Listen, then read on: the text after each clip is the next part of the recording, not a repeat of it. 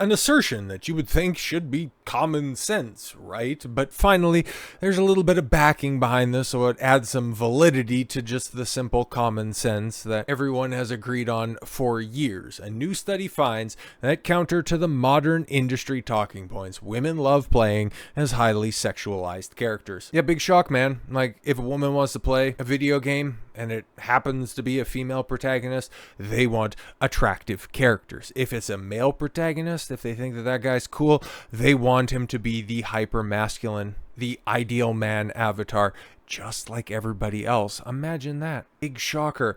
It's kind of like when all of your favorite franchises, Marvel, Star Wars, Star Trek, DC, just name them, any of them. That's just a small handful of things, just ones that immediately come to mind that I normally talk about. When they were their most successful, they're trying to appeal to the modern audience, or were they just out there being those capable people that made them household names to begin with? Was Luke Skywalker trying to appeal to the lesbian demographic with that hairstyle, or was he trying to live out Joseph Campbell's hero's journey? The OT had more fans, had more male and female fans than it does now that it has the likes of May and Osha as its protagonists.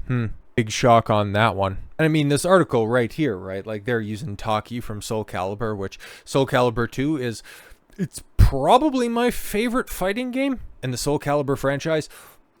Outside of the Mortal Kombat franchise is probably the fighting game. Definitely the 3D fighting game that was my go-to, and I bought Soul Calibur all the way up until 5. I had 2 on the PlayStation 2 where, they had guest characters, and unfortunately, the PS2 ended up getting shortchanged because if you recall, if you were gaming around that time, you would know that the big 3 consoles that were out at the time, the GameCube, the Xbox, and the PlayStation 2, the PS2, it got Tekken's other big franchises, Mascot and Heihachi, so it's like, okay, cool, that kind of makes sense, but then it's paltry in comparison to the Xbox that got Spawn, for Christ's sakes. Oh yeah, and then you might have heard of the little guest character over there on the GameCube in the form of Link. Like, bro, got screwed over there on the PS2, but that's all right. I'm not salty at all because, you got the exclusive Soul Calibur 3, which I think is probably better than a lot of people give it credit for, especially that really awesome story mode that they had. That was so cool. And then 4, actually, I didn't even intend for this, but yeah, it had a Star Wars tie-in with the guest characters that were there. I think both versions had Starkiller because the Goofy Force Unleashed games were also out at the time. And if you were playing on Xbox, you got the little game breaker that was Yoda to come out. And then if you had the PS3 copy, you had Darth Vader. Both iconic characters for being competent in their depictions. Like, what's more iconic? Darth Vader from A New Hope, The Empire Strikes Back, Return of the Jedi from 77, 80, and 83, or his most recent depiction from Ahsoka and Obi-Wan, D+ streaming series. Alright, yeah, exactly. Rest my case. But in the form of video games, what are we talking here? For years, the more terminally online among the the mainstream Western video game industry, from developers to journalists to even players, have loudly proclaimed that not only are sexualized female characters somehow harmful to society, but that actual, real-world women also find such designs outright appalling. Yeah, it's crazy, right? Because, okay, to just drag it up here real quick, because it's relevant to the conversation, the Dragon Age the Veilguard, the character creator, the fact that you cannot have anything bigger than like a 32B titty or an ass that looks like somebody's trying to smuggle out a sheet of paper. And whenever somebody points that out, you have one of those Twitter freaks come out and go, "Oh, have you never seen a real woman?" It's like, yeah, I have, a lot more than you have. And to think that real women are all shaped like bags of milk. Bro, I'm not even close to being at that level of women hating. Hopefully I can get there one day, but I've seen more women with body types like Taki than I've seen shaped like they were attacked by a couple of bees in the chest area. But according to new research, these pearl-clutching claims could not be any further from the truth. And there you have Fatal Fury. Oh, SNK Heroines Tag Team Frenzy. Interesting. All right, where you got Mai in even more of a revealing costume and female Terry? Weird. Okay. Authored by Ohio State University Assistant Communications Professor Teresa Lynch with help from OSU PhD student Annie Dooley and Matthew R. Matt, and titled Examining How Sex Appeal Cues and Strength Cues Influence Impressions of Female Video Game Characters. Very important stuff they're doing over at OSU, but okay.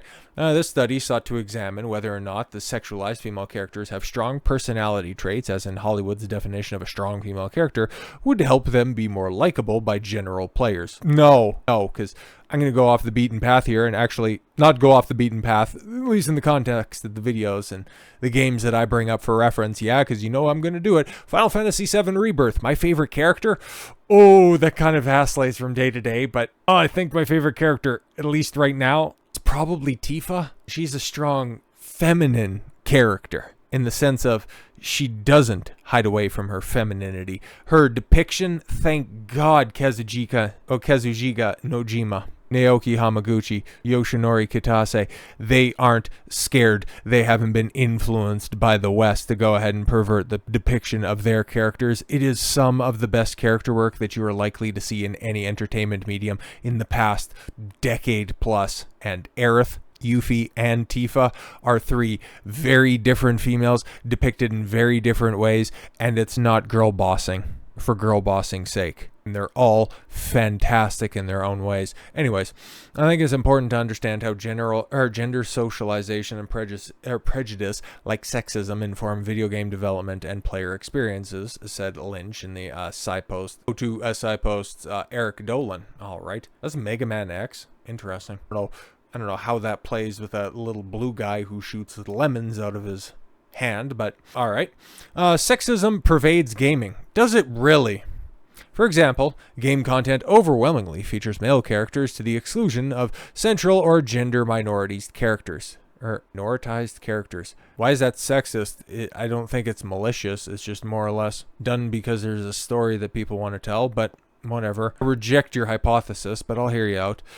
Games that do feature female or gender minoritized characters often favorably stereotype and objectify these groups. Really? In online gaming experiences, men and boys target women, girls, and gender minoritized individuals with sexist and harassing communications.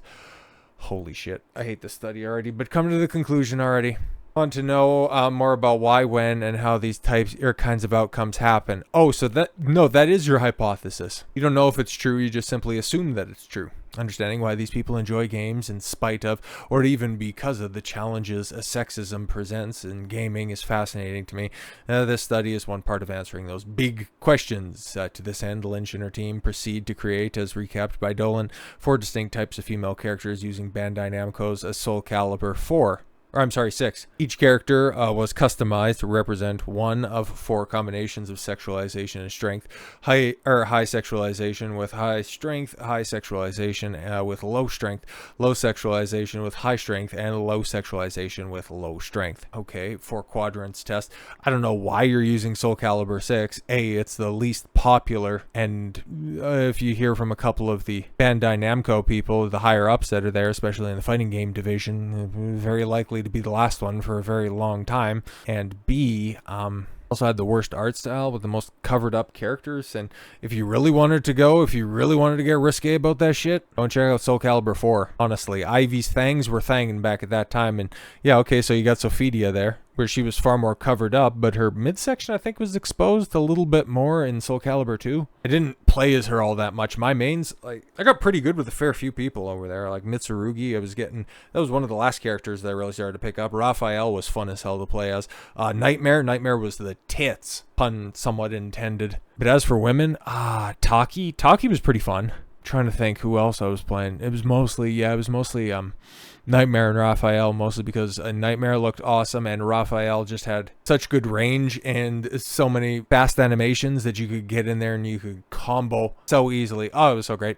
Characters designed. I'd better get back to this instead of just me reminiscing about the better time in gaming.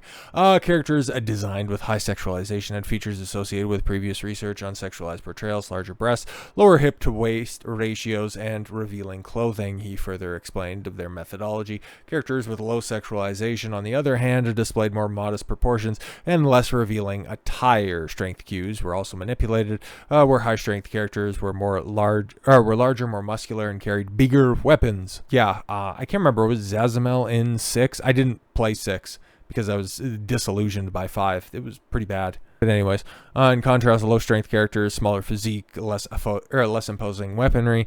Using creative character, yeah, the team ran 2 separate experiments. The first at 239 undergraduate students, all of them between the ages of 18 and 51, and a majority being women, were shown brief gameplay clips of respective creative characters engaging in the fight, and afterwards, yes, asked to rate them across several dimensions, such as perceived sexualization, characters' attire seemed revealing, strength, perceived physical power, femininity aligned with traditional feminine traits, and likability, how much participants would enjoy playing as the character, as well as a note whether or not they would ever be interested in actually playing as said created character in a game. Well, I mean, I don't know which game this one oh wow, that's the Stellar Blade. Yeah, Shift Up's game. I have no desire to play that game, but hey, she looks nice. I don't have any reason, so actually I've got a couple of them, but she looks like a nice lady, right? Like, she's going to be hydrated. I'm sure she'll be a wonderful conversationalist. As a result, Lynch's team found that while supposed strength cues were, when added to a sexualized character, did a little to overwrite the character's sexy perception. Yeah, I guess. At the end of the day, on the other hand, characters with high sexualization were viewed as more traditionally feminine. Yeah, by your definitions, yet were also less liked, particularly by female participants. Yep, for as much as I could be accused of being a misogynist, I will never hate women as much as women hate women. Strength cues, by contrast, did not independently influence likability. Interesting. They further noted, suggesting the perception of likability may be more influenced by sexuality cues than by physical strength. Well, yeah, especially if you're doing the whole female thing, but alright. But in throwing a wrench into their assumed outcomes, the team also discovered that when given the choice, it was actually female players who were more often preferred characters with high femininity traits. Yup. While men often picked characters that were strong, yet less sexualized. Yeah, because when it comes to fighting games, like I could rattle off my mains when it comes to Soul Calibur 2 and 3, and I played a little bit of 4. I guess my enthusiasm for the franchise was already starting to wane right then, but Mortal Kombat, the exact same thing. Like, I'm picking Noob Saibot, Scorpion, Smoke, Liu Kang. Definitely doing that as opposed to any of the female ninjas. And then, like I rattled off for Soul Calibur before, but yeah, I also forgot about Keelik and Maxi. Maxi was fun once you started to get him going with the nunchucks. Like, that shit was going wild. But yeah, I was never one for Ivy. She was kind of AIDS, really. And of course, Sophidia and God, there was another shield sword chick that just never really did anything for me. So yeah, I can definitely echo those sentiments as well. And even when I have the opportunity, and when you have a creative character when it comes to playing the game, I'm going to go with the big, strong, capable guy on my first playthrough, as opposed to the female alternative. I would rather be the hero of the story instead of the diversity-approved hero of the story. But this is funny. Unfortunately, rather than view this result as a positive, as in the discussion of over-sexualized characters is all but non-existent, let's move on to a new topic, Lynch instead felt that that showed just how ingrained social beauty standards were in the minds of younger women. Yeah, exactly. Well, you could already tell by her premise that she was going to come to this conclusion regardless of the actual results. I wasn't surprised by the fact that participants in our studies disliked the sexualized female characters. I beg your pardon? I think, especially among younger generations who have grown up with social media and intuitively understand how media perpetuate impossible beauty standards. Oh my God, you would have said the exact same thing. You know, the kids today, if this was done in the 60s, they've got all of those magazines that are out there telling the next generation how they need to be dressing with their impossible beauty standards. It's like, it's always going to be a sliding scale of the truth. Universities, man. There's increasing scrutiny and critique around sexual objectification. What about the male characters being big and strong? Oh, right, that has nothing to do with it. That said, I was surprised to see that, in fact, our first study, women will select the most sexualized character. When asked which character they would choose to play, it's important to remember that this character was also rated as the most feminine, so it's possible that women were just selecting the character they most identified with. Also, the ones that they wanted to play were the ones that they identified with, but at the same time, their identity and what they identify with is wrong because it's not adhering to modern deisms. Interesting how you can come to that conclusion, but then still stump for the message. However, this finding highlighted why this research is so important, right? So we could go ahead and twist the results to fit our own narrative.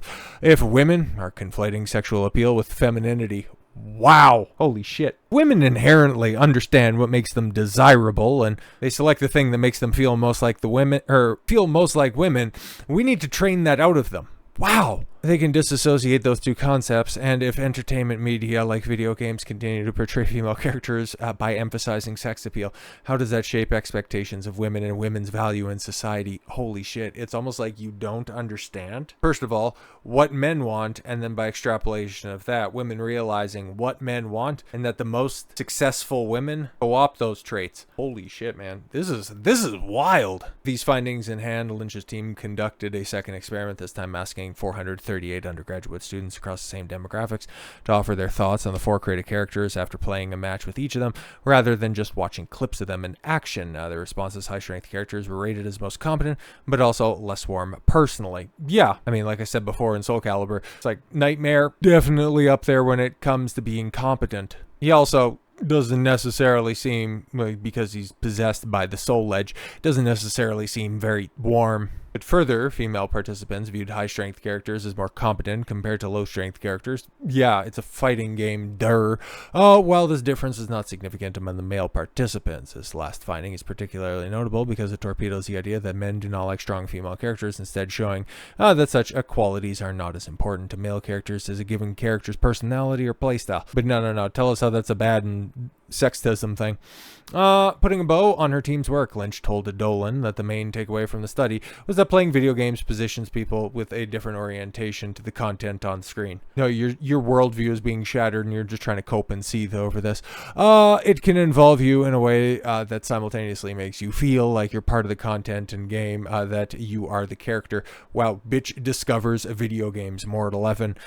So if you are a character that has attributes that you appreciate and enjoy embodying, then you probably will experience some positive outcomes and interpret the experience similarly. I'm sure, right? But what about the people who, I don't know, play a game like this, don't look anything like this, and then end up enjoying it? Because like I said before, Tifa's very likely my favorite character in that game because of the arc that she goes on. I'm not a monk. I don't have specific martial arts training that allows me to punch giant aliens to death. Or am I a 5'1", 21-year-old? 20-year-old, right? Because Aerith's 22, Cloud's 21. But no, it's just the inherent female solipsism. That's what we're seeing from the professor right there, that is disassociated from why people like video games, why people like certain characters, why people gravitate to some stories, traditional stories, archetypal characters, traditional characters, and reject modernity with such disgust and fervor that is constantly going to leave the academic mind reeling. So with all that said, thank you all very much for the gift of your time. I've been Don Consuelo. I want you to follow your gut and get after it. Take care, everyone.